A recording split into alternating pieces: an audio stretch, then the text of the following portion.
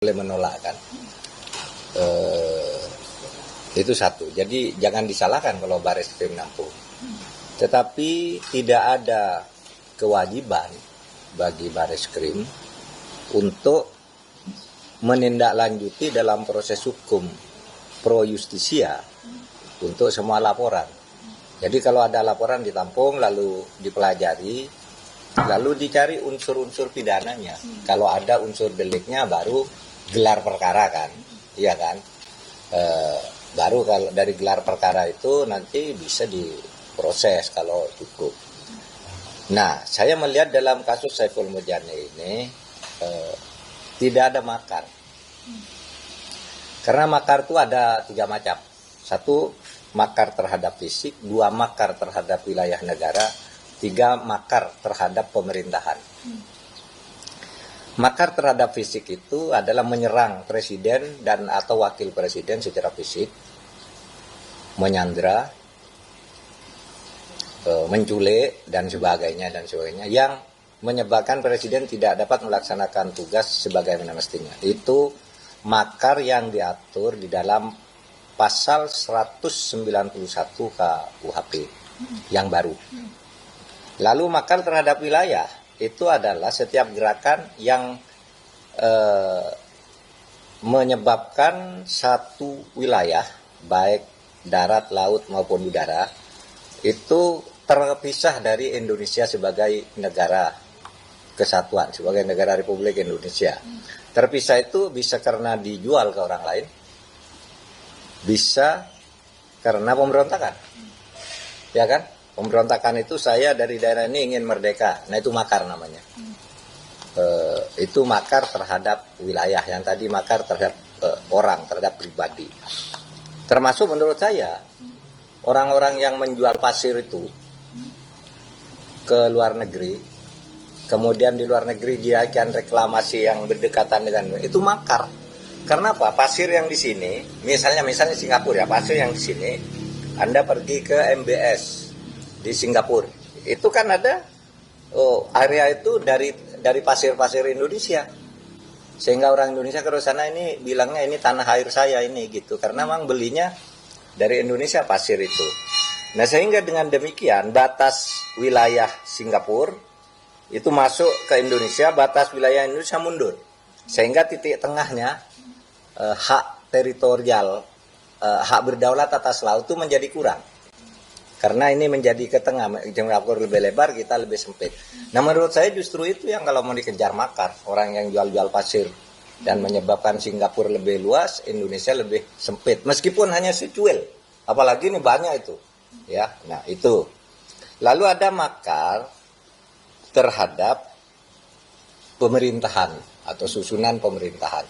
Itu yang ditudingkan kepada Saiful Mujani dan Islah dan Ferry kan ya pokoknya itulah. Nah, makar yang ditudingkan ke Saiful itu diatur dalam pasal 193, yaitu makar dengan maksud menggulingkan pemerintah. Itu yang dituduhkan ke Saiful Mujani. Soalnya sekarang, apakah Saiful bermaksud menggulingkan pemerintah? Lah, apa yang dia maksud menggulingkan pemerintah itu ada di penjelasan. Yang kedua, mengubah susunan pemerintah. Nah, jadi kalau gitu di mana dong makanya Saiful? Kapan dia mengadakan pemerintah? Kapan dia mengubah susunan pemerintah? Beda dengan RMS, Republik Maluku Selatan. Kan ada pimpinannya yang ngaku pemerintah. PRRI, ada pimpinannya. Aceh Merdeka, ada pimpinannya. Nah, itu makar. Kalau Saiful apa? Artinya mereka ada pimpinannya dan ada susunan. Ini pemerintah lepas dari pusat. Iya, terstrukturnya. Kan itu artinya. Terus Saiful makarnya apa? Udah pasti kalau makar tidak. Ya. Lalu apa? Pasal 246 juga pelaporannya, bahwa dia menghasut orang untuk berbuat kejahatan. Tapi tidak bisa, karena menghasut di situ intinya mengajak, menganjurkan, mendorong orang untuk melakukan satu tindak pidana dengan cara kekerasan. Ada kata dengan cara kekerasan. Saiful mengaruhkan kekerasan apa, gitu, ya. Orang kan bisa berandai-andai apa kekerasannya, nggak pakai senjata, nggak pakai gerakan kemana, cuma di dalam ruangan, itu kan. Jadi ada kata jangan bermimpi bahwa itu kan mengandung unsur anjuran, Pak. Tapi kan tidak ada kekerasannya. Itu satu. Oleh sebab itu ini juga itu yang saya harapkan, Bareskrim profesional. Kita harus dukung Bareskrim atau Polri itu oleh undang-undang diwajibkan untuk menerima setiap laporan, tapi menganalisa kemudian secara objektif. Tidak harus menjadi pro justisia, menjadi kasus hukum. Ini laporan tidak memenuhi syarat pidana. Kalau hal-hal seperti itu ribuan bisa laporan di seluruh Indonesia, itu kan baru di Jakarta. Kalau begitu nanti laporan di seluruh Indonesia diproses semua. Tidak muat pengadilannya, tidak muat penjaranya juga. Kan gitu ya. Nah, oleh sebab itu hukum itu harus proporsional. Nah, oleh sebab itu sekarang hukum tata negaranya ya. Itu tadi hukum pidananya clear seperti itu. Nah, hukum tata negara sekarang. Dari hukum tata negara itu ada dua rezim. Satu rezim menjatuhkan mengimpeachment presiden, itu rezim diatur di konstitusi maupun di dalam undang-undang MK, undang-undang MD3 dan sebagainya, kan diatur tuh cara menjatuhkan presiden. Kemudian ada rezim hak mengemukakan pendapat. Ini sama-sama dilindungi oleh undang-undang. Untuk menjatuhkan presiden di tengah jalan itu ada caranya impeachment yang diajukan oleh 2/3, diusulkan untuk sidang pleno 2/3 anggota DPR, sepertiga anggota DPR, 2/3 dari seluruh anggota DPR hadir, 2/3 dari yang hadir setuju impeachment, baru dikirim ke MK. Itu kan gitu undang-undang, itu rezim sendiri. Nah, yang ini sudah lama saya bilang sejak dulu tidak mungkin. Karena setiap presiden ingin tidak ada sampai sepertiga di DPR itu yang berani mengajukan usul impeach. Itu biasa dalam politik, boleh aja. Dan dulu kalau zaman Pak Harto bahkan kan untuk mengubah undang-undang dasar harus 2/3 hadir 2/3 anggota MPR. Kalau kira-kira nyampe 2/3 diculi aja satu biar nggak sampai 2/3. Itu kan Pak Harto dulu, pidato resmi. Nah, sehingga maksud saya pemerintah itu tetap akan mengatur dukungan di MPR dan DPR itu kuat. Sehingga hampir tidak mungkin dijatuhkan lewat impeachment.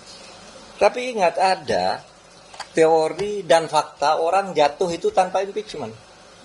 Tapi karena penggunaan hak berpendapat, hak bersikap, hak demo, itu ada diatur di dalam pasal 28 yang asli Undang-Undang Dasar, itu menjamin orang menyatakan pendapat, bersikap dengan lisan dan tulisan asal sesuai undang-undang. Yang pasal 28E ya menyatakan setiap orang itu berhak menyatakan keyakinan dan pendapatnya. Itu hak asasi. Pasal 28E ayat 2 juga disebutkan di situ bahwa setiap orang itu bebas menyatakan pendapatnya. Itu bagian dari hak asasi.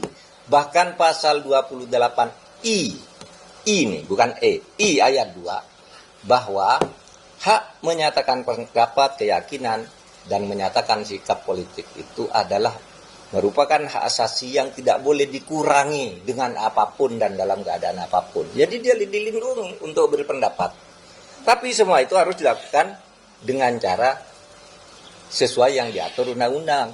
Nah, Saiful kan sesuai dengan undang-undang ya. Bicara nyatakan pendapat, tidak berpawai di menggerakkan massa, kan gitu kan? Itu pertemuan biasa dan dia menyatakan pendapat di mana makanya? Di mana penghasutannya, kan gitu. Nah, oleh sebab itu ini ujian bagi kita semua. Mumpung kita masih punya KUHP baru dan KUHAP baru, supaya semuanya berdisiplin dengan ini. Jangan gunakan hukum untuk melawan, untuk menghantam lawan politik. Karena politik itu akan senantiasa berubah kan. Nanti bisa saja orang sekarang ada di bagian orang yang punya kekuatan politik, nanti dia pecah ke bagian lain, diganti oleh orang lain lagi. Lalu terjadi gitu terus, yang bisa menyelamatkan. Download Tribun X sekarang, menghadirkan lokal menjadi Indonesia.